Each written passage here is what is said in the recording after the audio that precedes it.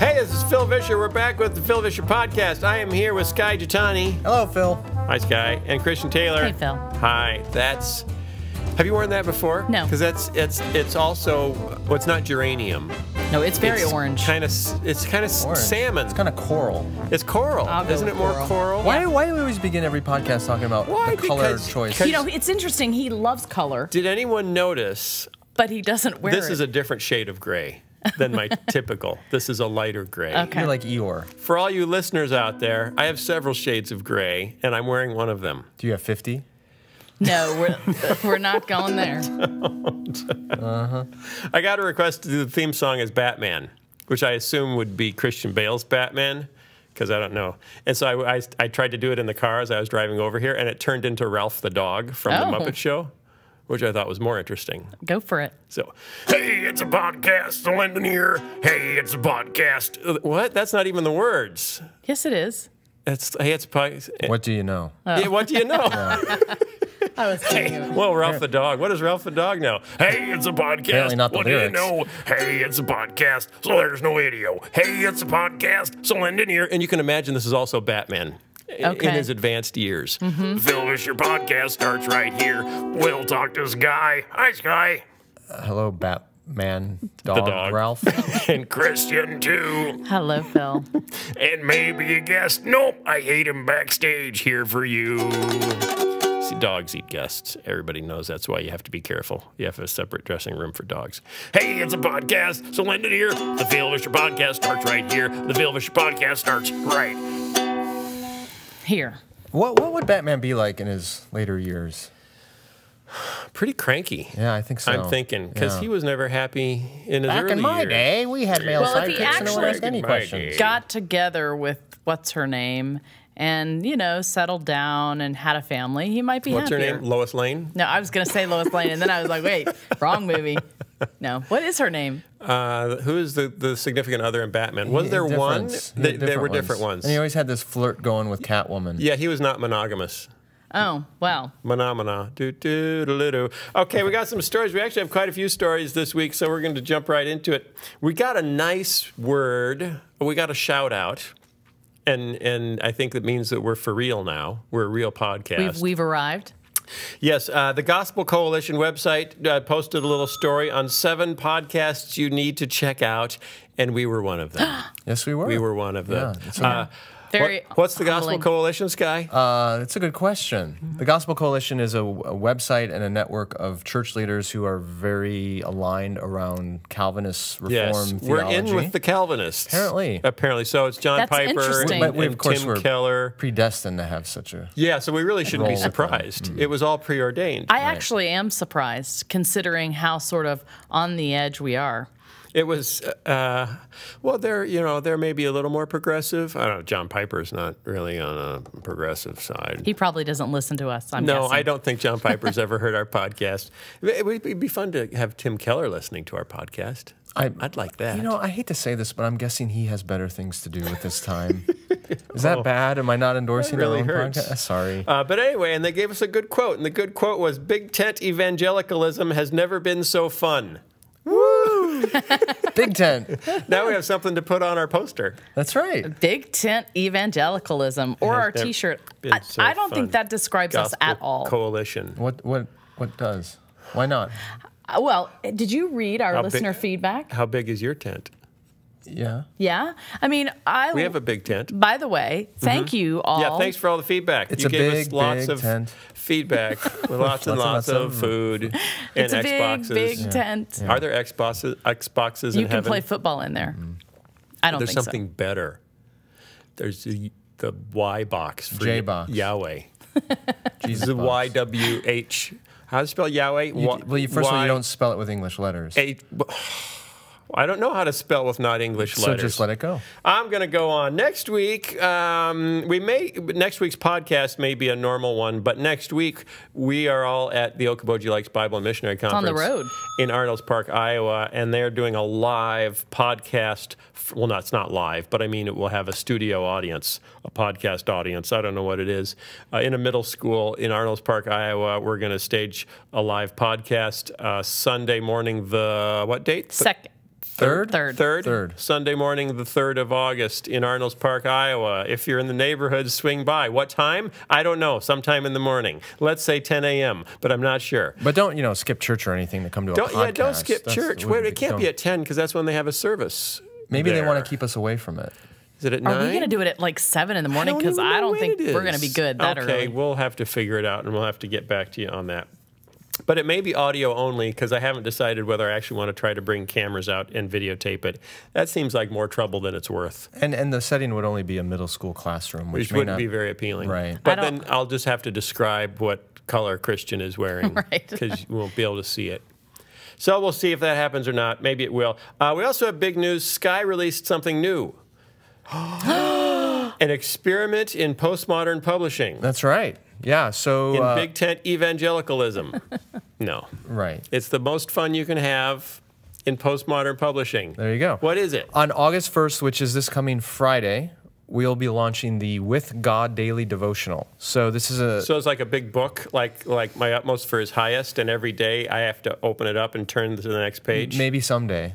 But for now, it's an email that you will receive every morning. You were supposed to say, no, it's better than that. Well, of course, that goes without saying. It's not maybe we could be that someday. Let me give you the genesis of this, kind of where it came from. So I've gotten, and I said this in a recent newsletter, honestly, every day I get responses from people about my book I got one this morning about how, I kid you not, a woman emailed me saying this book saved her marriage. Oh, it was really touching. What an awesome. Wow. So anyway, I get messages every day from people. I got random phone calls. People keep talking about this book. And one of the things they're asking me is, well, how do we keep this view of our relationship with God in front of us every day? And I've given some practical advice for that. But I thought, wouldn't it be great if we begin the day with that kind of a reminder every day in our inbox? So the other kind of epiphany I had is that first thing in the morning, my alarm clock goes off, which is my smartphone, Taco the Bell right here.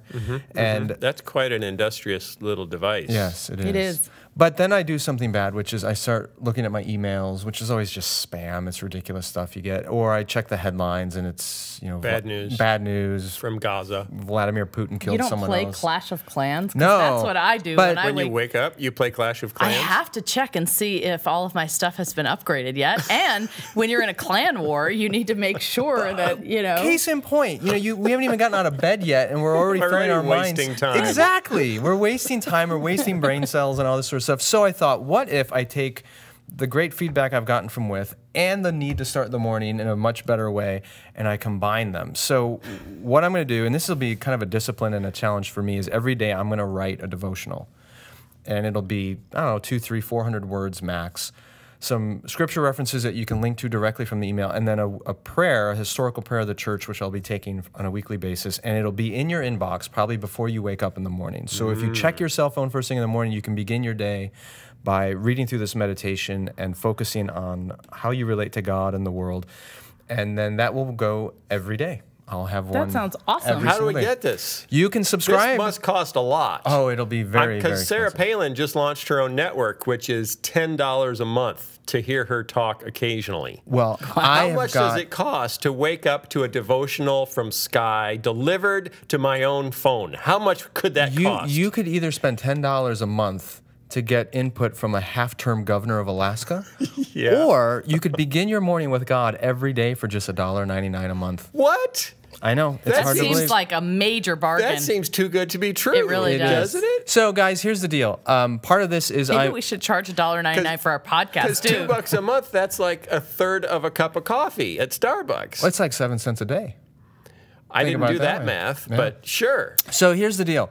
A couple of things. First of all, the reason I'm doing this partly is because I am done with my publishing contract, so I have the freedom to do stuff beyond traditional publishing, which is kind of in shambles. Another thing is just to help support my ministry. So I'm not full-time at Christianity Today, as some people think. I have to drum up income in other And you're not forms. getting paid by the podcast. And we're not getting paid by the podcast. And you travel and you speak. And I travel and I speak and do other you mow things. lawns occasionally and do bake Actually, sales. I mow lawns quite often, but I don't For get money? paid for it. I'll pay you no. to do mine. I'll pay you $2 a month to mow my lawn. There you go. So anyway, if you've been a big fan of this podcast and you want to help support at least one-third of it, Hey, wait, that doesn't really help me very much. it keeps me on the podcast.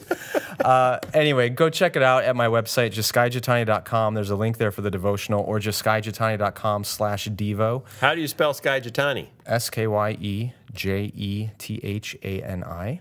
How do you spell .com?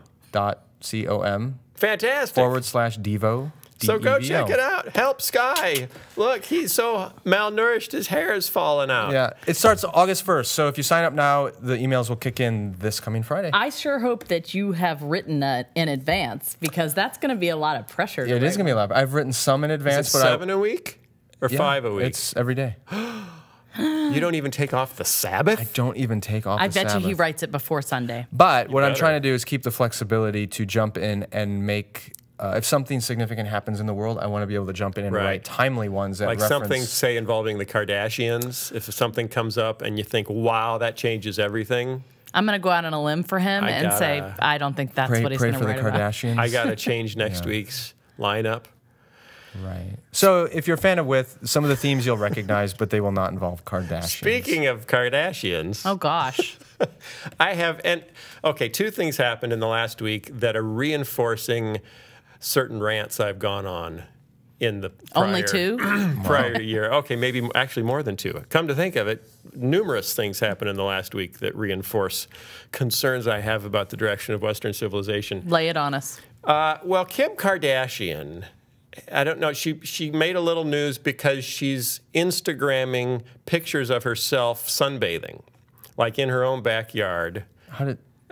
topless. Like a selfie? What? Yes. Not like she's on her back. I mean, on her stomach, so you can't see anything, but they're fairly close up. How did she take a picture of herself when she's... She has someone do it. Oh. Take a picture of me So they can hire so people to that do I can selfies. post it on Instagram.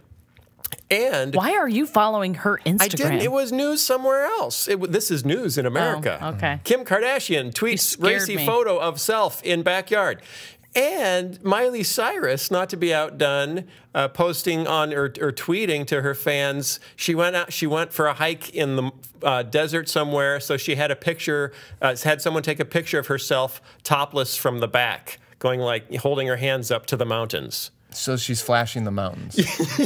Yes, and she felt that all America needed to know that she'd done that. Now, here's what, especially the Kardashian ones, here's what strikes me. Okay, if you go back like 30 years, okay, a celebrity, an attractive woman is sunbathing topless in her backyard.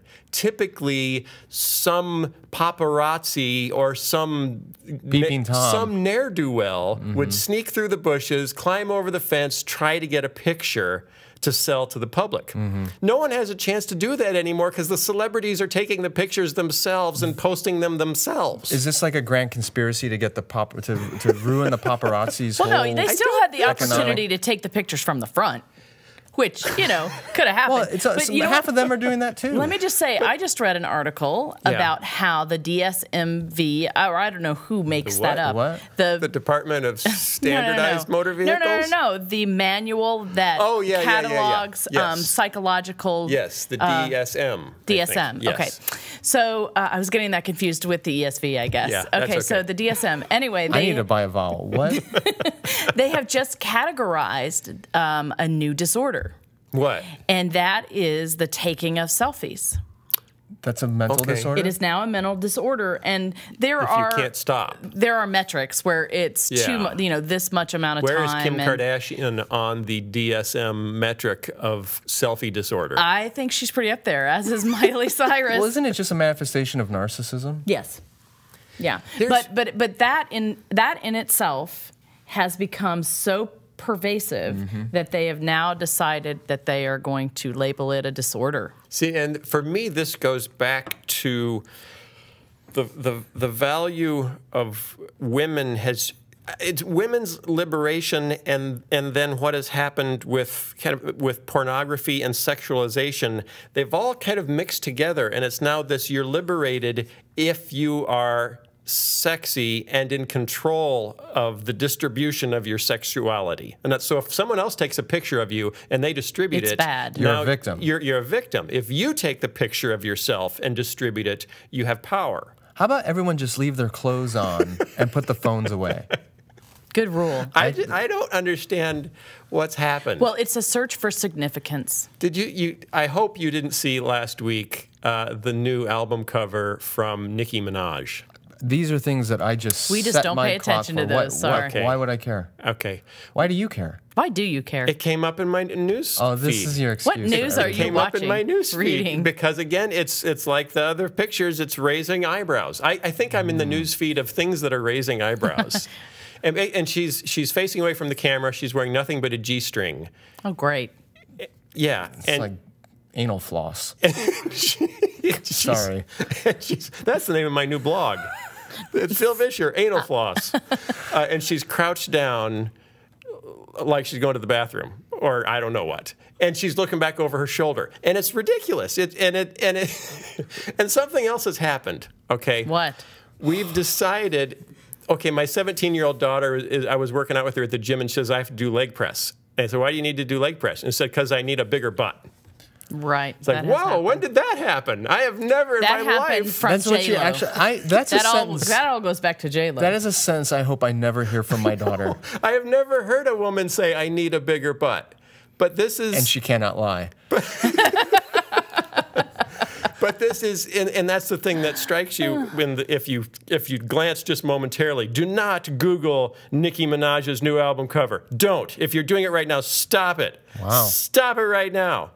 I think you are leading our audience into temptation. She's kind of Phil. got a big butt.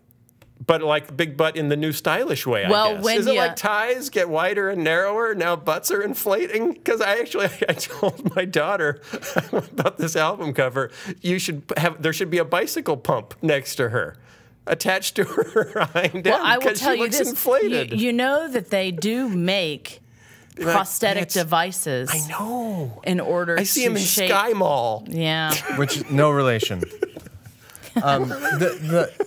Again, What's gone wrong? I'm telling you, it is our culture's search for significance. It is all about. It's all about the Here's butt. the thing, though.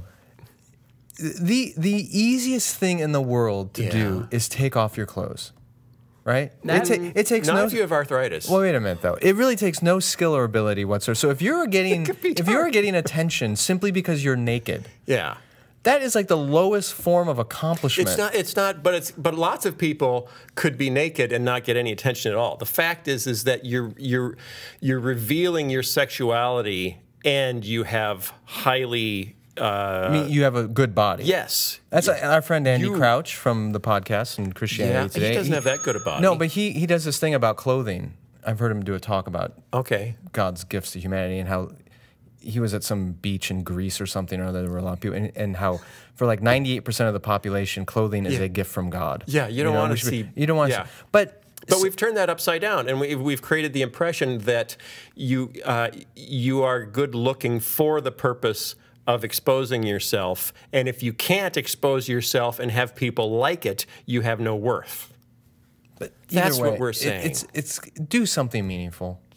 If you want attention, go out and do something good. I don't understand what's happened to women's liberation in the sense of female empowerment, because it's the Beyonce thing. It's overcompensation, and I do hope eventually What it are we will swing back. overcompensating for? Well, I mean, you have this pendulum swing of going from complete. What's the word? Prudishness, or the Victorian. We hit the pinnacle during Victorian England. Right. Of we put women on a pedestal and we cover them in many layers of fabric, and then men behave yourselves, respect, act like Christian gentlemen. Women behave like Christian ladies. Christian ladies don't tempt men to sin, and men refrain from pursuing their prurient interests. I just think we had a deal, and now it's all gone to heck. The deal. I think some of these women, frankly, just can't get attention any other way. They can't say anything intelligent. They can't accomplish anything meaningful. They can't do anything brilliant. Or so it could be they resort keeping up to, with I'm the just going to throw off Joneses. my clothes and get some attention. Yeah, there's that. Although most of the women that I've just mentioned are astonishing musicians. I don't know if Miley Cyrus. It could Kim be. Kardashian? Oh, okay.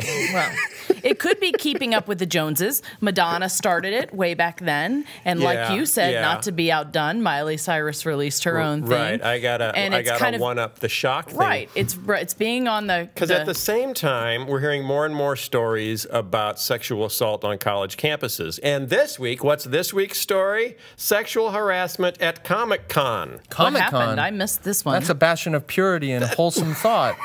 What are you talking about? Everyone's dressed as a stormtrooper. Amid the not the women. Oh. Women don't get to dress as stormtroopers. Like Leia? Princess Leia? Maybe? Yeah, what does she get to wear? She gets to wear that. No, she gets to wear that little outfit that Jabba the Hutt put on her, so she could sell cigarettes. Have to wear that one. And cigarettes. She was running around with a little tray, like selling. Yes, she was a cigarette girl. Oh, I thought that was R2-D2. He had the tray on him. Oh yeah, she just sat there in his worm with a chain around her neck. She didn't sell cigarettes, did she? No. That was in your version. She has R2-D2's tray on her head, just like R2-D2. Amid the costumes and fantasy of this week's Comic-Con convention, a group of young women drew widespread attention to a very real issue: allegations of sexual harassment at the annual comic book convention. This is the only place half of these nerds ever see a woman. Geeks for Consent. What? That's the name of the group.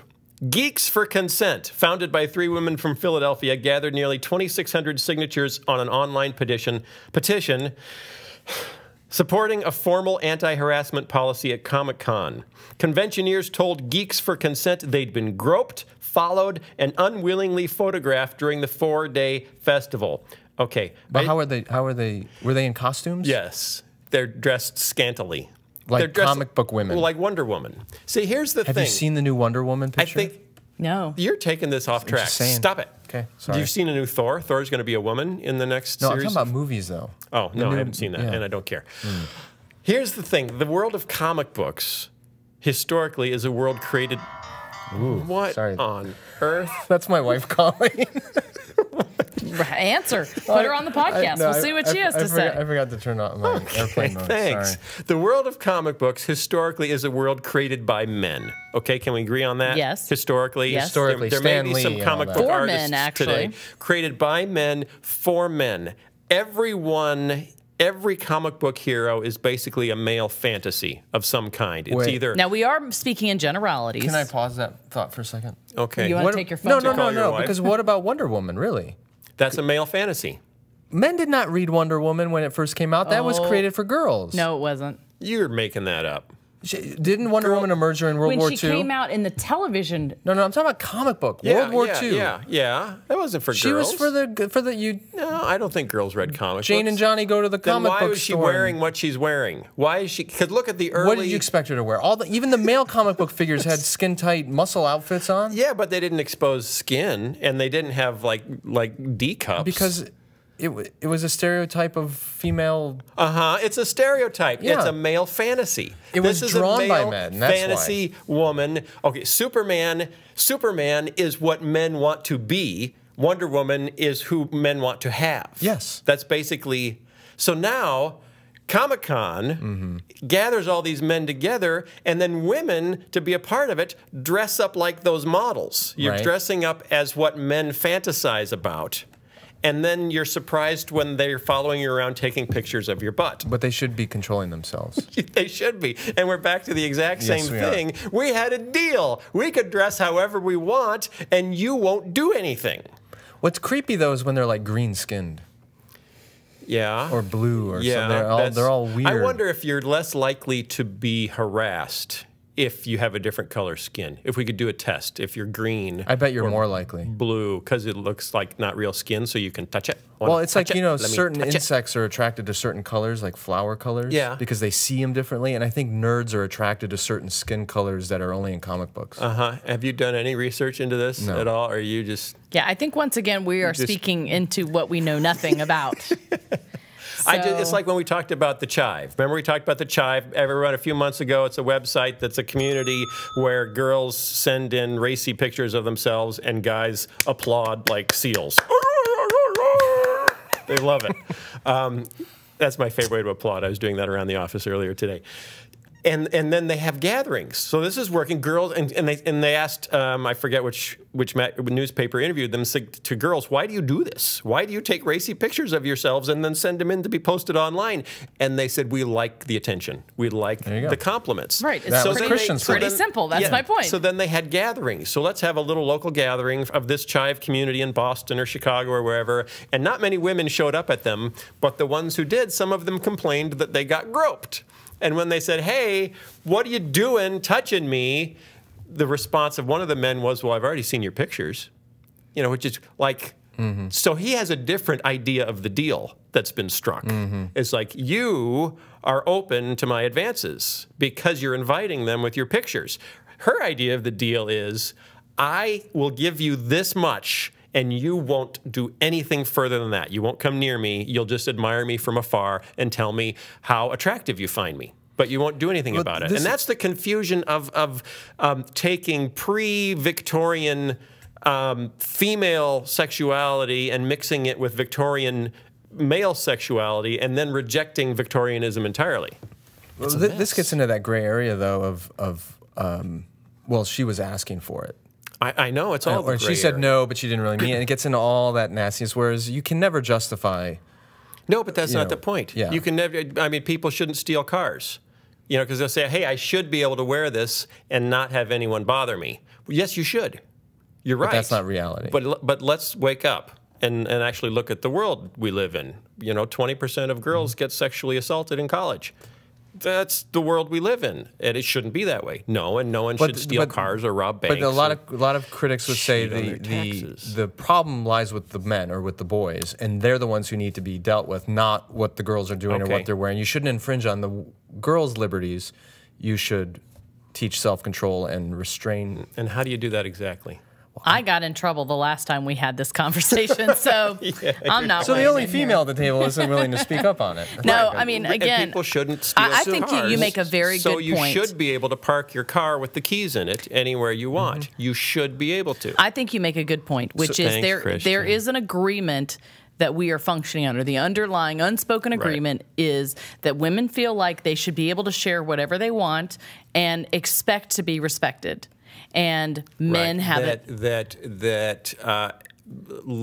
exposing your sexuality to the public is a right that we want, and we don't want the public to respond inappropriately. Right. The consequences. And that's in human history. It's only about, of all human history, there's only about 80, 90 years where anything like that anyone could think that. Because even in other parts of the world, you wear your Wonder Woman costume and walk down a street in Pakistan and see how that goes for you.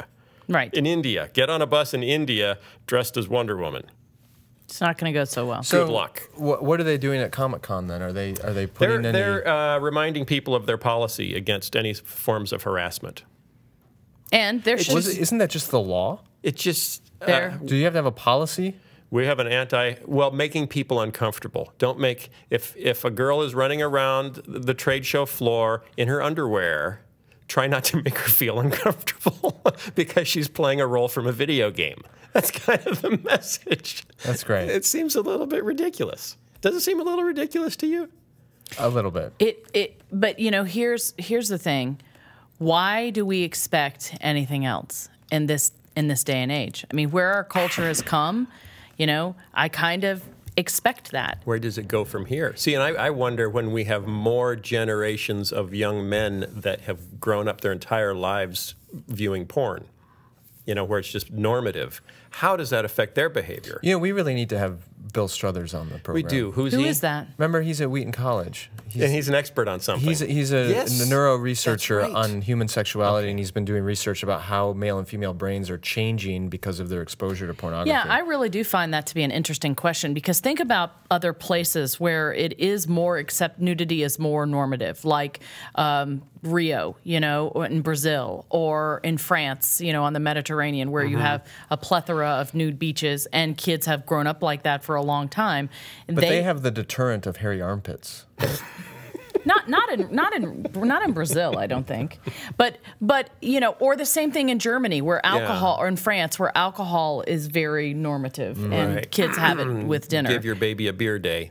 It's a national holiday. So if Americans would just lose their puritanical roots and be more liberal in their I'm asking the question: what happens?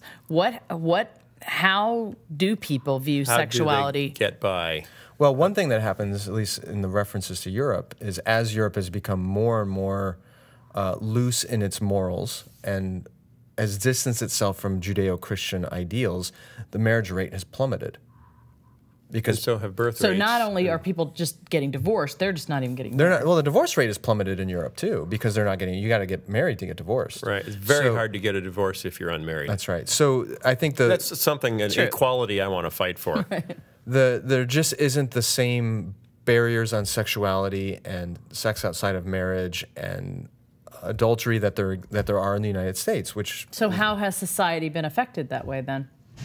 Certainly it has. Well, I think what I'm trying to get at is if you want to follow the pattern of Europe and desensitize the culture to some of this stuff, you're going to have to take the good with the bad. And the bad is also going to be you're going to see a real decline in so-called family values. In families. And families. You're just fewer families. Right. So, yeah, it's Europe has turned into one big Heineken commercial.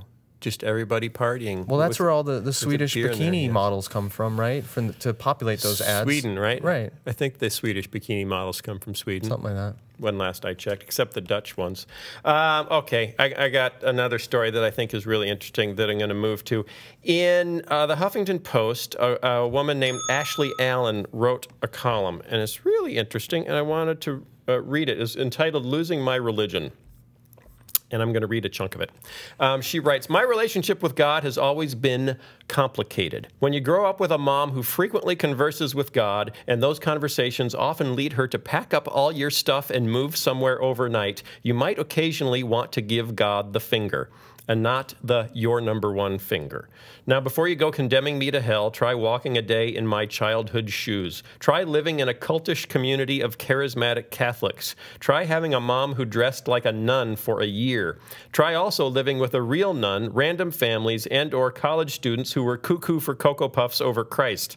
Everything anybody did in my childhood was guided by God.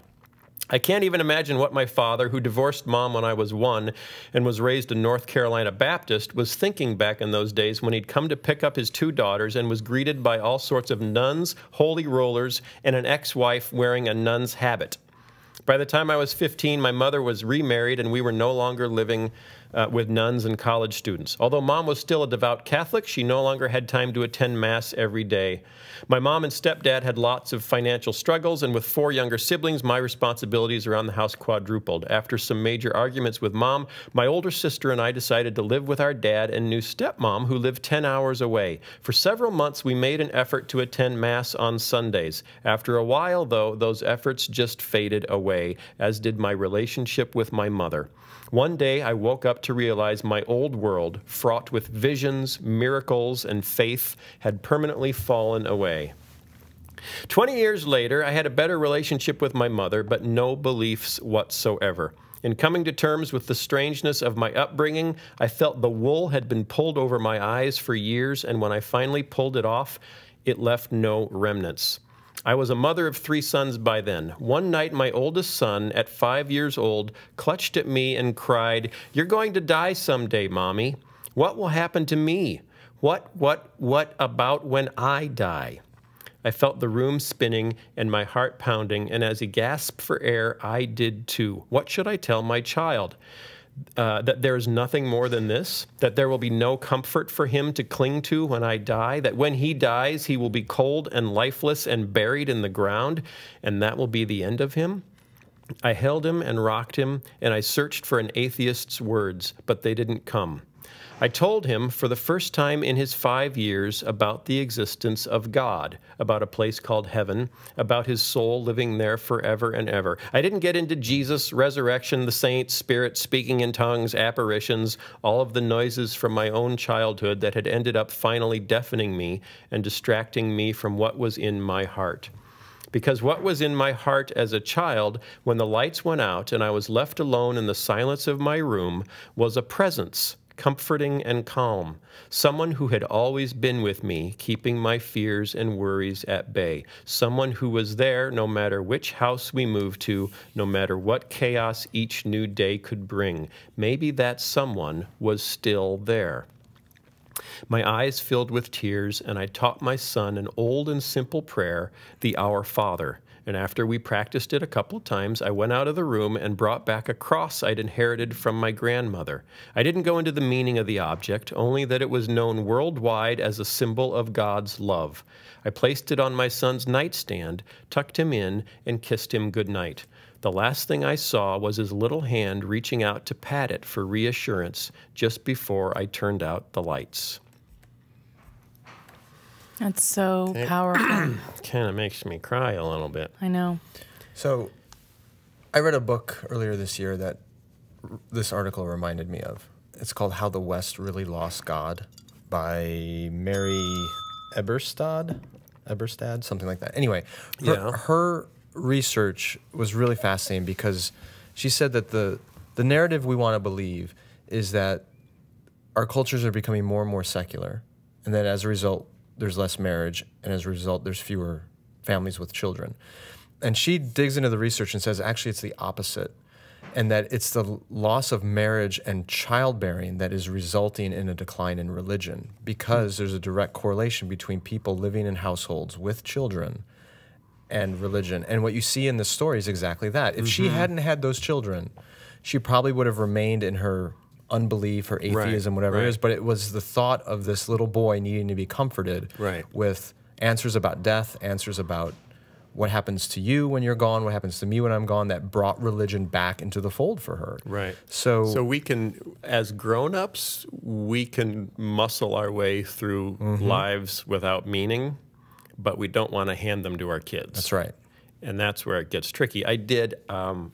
way back in the peak of VeggieTales, I was invited to speak once at Yale Divinity School, and I didn't know what I would talk about that would be of any interest to them there, but I decided to talk about sarcasm and the role of sarcasm, both in my formative years growing up with David Letterman, instead of Johnny Carson, being the first generation that wasn't Johnny Carson. We were David Letterman, and we were much more sarcastic, and we'd seen much more divorce, and we'd seen many more things that shook our trust in parents and institutions and in the church. And then I was trying to explain, and then we started, making shows, our generation, like South Park, that had no meaning whatsoever, or The Simpsons, that made fun of anything with meaning. And I was trying to explain, well, then why was VeggieTales so popular? Why was VeggieTales so well received? And the way I put it together in this talk was VeggieTales was a combination of sincerity and insincerity. It was saying there are things that are sacred, and here they are, carving them out, but then making fun of everything else, having fun with everything else. A little bit like this podcast. A little bit, shall we suggest, like this podcast, and that for this generation that didn't trust sincerity anymore. And that's why we all, as us young parents, I was a young parent in the days of Barney the Dinosaur.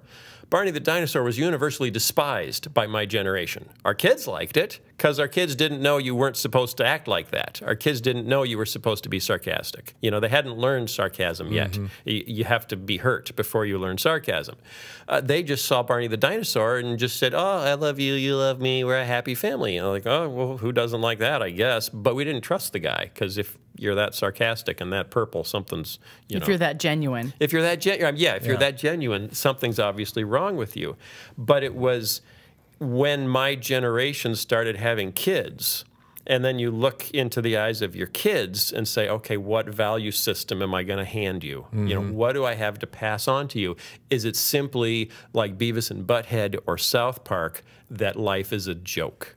That everything is a joke, and you'll get ahead if you can make other people laugh more at the joke by being funnier about it.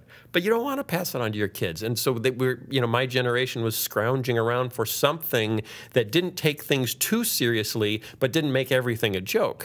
And that's what VeggieTales did, for that generation.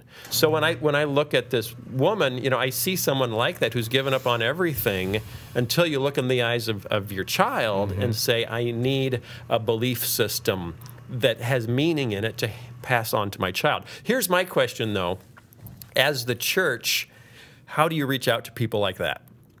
You know, people who have, because so many, as you interact, for example, with atheists and agnostics, so many of them grew up in fundamental circles. You know, they grew up in circles or Pentecostal circles, where everyone was speaking in tongues, where everything was a miracle, where, you know, the devil was behind everything, and they just got sick of it, you know, and they checked out. They threw the baby Jesus out with the bathwater. Yes. And so the question is, how can you help them back in? How can you help someone, you know, back into orthodoxy when everything is confused? Because she doesn't even know if she can tell her son about Jesus, because she's not sure if that's like the baby or the bathwater. I think what's so poignant in this story is that when she got quiet enough and was faced with the big question and the responsibility, she realized that presence was there. Yeah, and she I looked think back. That is the key, because it goes to exactly what you're talking about that's what's missing. What was missing in her upbringing was the genuine understanding of how to be with the divine, how to be with God. Well, it seems like her community threw so much other stuff, you know, onto it was religion. What was a genuine experience for her that was on a child's terms, and yet here comes, you know, my mom's acting like a nun, and you know, and she's, and especially when you're, you know, saying, hey kids, God told us we have to move again. You know, if you do now, if your dad's a pastor, if your dad's in the army, I mean, there are situations where that happens and it's purposeful. But what it sounds like here, it was purposeless. Well, and that's why she says at the beginning of the article that she wanted to give God the finger. Right. Because he was the source of all of the chaos. Of this purposelessness. Right, and the disruption in her life. And rather than being a source of meaning and purpose and love and comfort and goodness and stability, he represented everything that was terrible. Right. So and I think that's the experience of a lot of people who've been abused, whether that is in a narrow sense or a very wide sense of the word, abused by religious communities. Yeah. They don't want anything to do with it. Now, how do you appeal to them? I think one way that I see happening all the time, and it's actually somewhat effective, although I don't agree with it, is you present to them a therapeutic gospel. You say to them, well, you know, don't worry about all the doctrines and all the truths and all the scriptures and all the history and all that. Just figure out how God can help you. Use God for personal comfort, for success. Some of the largest churches in the country do this. But I don't think that's appealing to someone like that. Well, I think for some people it is. I think that's why some people come out of Christian backgrounds and find themselves in Eastern religions. Yeah. Because it's a way, it's utilizing. They want mystery. They want spirituality, but on their terms, that they can then utilize to get what they want out of life. And that's what I think is appealing to a lot of post-religious people. It's not the Christian gospel. It's not what Christ offers us, but that's what a lot of churches, I think, are trying to do. And then you have to wonder, you know, in your church, in your tradition, what's the baggage that you're piling on top of the gospel? I think it's a total cautionary tale, really, for parents, because I think we are so blind to using that language. You know, when I married my husband, one of the things that was so refreshing is he had not grown up in this Christian subculture with all this lingo and the way the songs we sing and the things we say. And he really talked genuinely about having a relationship with God, but using different language. And I just feel like we as a community need to really watch that and pay attention to those things. And I think it should be okay for our children to question, to present to them the truth, but not live in this very dogmatic, black and white. Right. They, at some point, have to live their own walk of faith with God. And we have to trust, I think, our kids that to Him. Right. It seems like you could go in one of two ways, depending on how, you know, someone like this is wired. Because I can see some of them saying, I want just the knowledge of God and of God's love. I don't want it messed up with all this other stuff. You know, someone could end up in a Greek Orthodox tradition, or just a tradition that's about mystery. You know, that more high church smells and bells. I just want the pretty, and I want the beauty, and I want the mystery And the comfort. You know, and I want a story, but I don't want all this stuff that don't engage my mind, because I don't think I can think through it in a meaningful way. Anyway, and then there's the other folks that might end up, you know, if you're in New York City, might end up in Tim Keller's church, where he's saying, all right, let's deconstruct all of this and rebuild it, you know, with our minds. You know, let's put this back together historically and correctly, and let's talk through all this stuff and separate kind of the wheat from the chaff. You know, and I think it varies by person whether you want to re-enter with your mind or just re-enter with your heart, you know, into a more sensory experience. And then the question is, how do you get orthodoxy out of smells and bells? I think you can, but what people are reacting to is exactly the inverse of that, is experiences in the church that were anti-intellectual. Yeah. And instead of being meaningfully sensory, to use your words, it's just cheap. Cheap sentimentality. And so when the evangelical movement is branded in North America as anti-intellectual and sappy sentimentality, who does that appeal to? Not that many people. It's starting to really not appeal to many at all. Yeah, it doesn't appeal to me, frankly. Me either. So, and you have a figure like Keller or the resurgence of high church Anglicanism or even some forms of Catholicism that are so appealing to people because they're the exact opposite of popular evangelicalism. They're intellectually rigorous and they are historically rooted sensory experiences. So in the future, that's going to have to be the refinement of the evangelical movement in America. It's got to get its intellect credible, and it has to create experiences that are rooted rather than sentimental. This is why I don't think we are the big tent of evangelicalism. Well, we are big tent evangelicalism because almost anyone under that name would fit in here. Find a place. Yeah. I thought it was saying we are the poster child of evangelicalism. I guess I misunderstood. No, it just means that you're trying to stay broad. It's the Billy Graham coalition. In your approach. The Christianity Today coalition of evangelicalism, meaning you're not going to say, well, you have that view of baptism, we have this one, therefore you're out. I see. So I guess you're saying that fits us.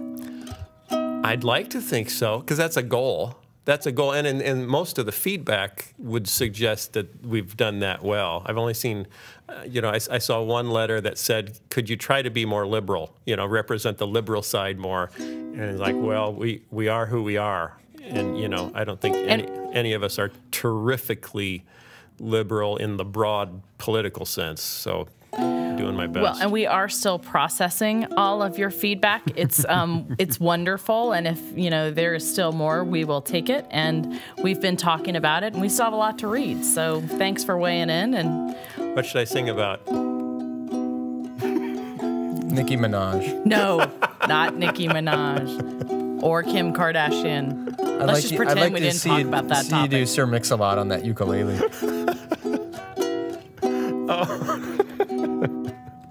How about losing my religion? Well, I didn't think that would hit me in the gut. A pic of Nicki Minaj and her inflatable butt. But I'd rather be talking about theology than the weird parts of somebody's biology. Anatomy. That doesn't rhyme with theology. And anatomy is biological. So keep going. Please keep your clothes on. It really doesn't help when you're posting all those pictures just to get a Yelp rating. I think we can do better and treat each other respectfully. And if we're following God, we won't be neglectingly loving each other every day and putting on clothes before we pray, unless you're in the shower, and that's where you pray for about an hour at the beginning of each day. That's what I do. Do you pray in the shower? I do. Every day. Awesome. It's not done in California. You can't do it in California. They have water rationing. Oh. Yeah. Well, you could pray with the water off. Or with the With God Daily Devotional. Yeah. With Sky's Devotional coming in your email. Just make sure it doesn't end up in your garbage pail, 'cause you paid $1.99 compared to Sarah Palin. That's a deal that's pretty fine. So subscribe, and we'll see you next week. Bye. See you next week, everybody. See you guys.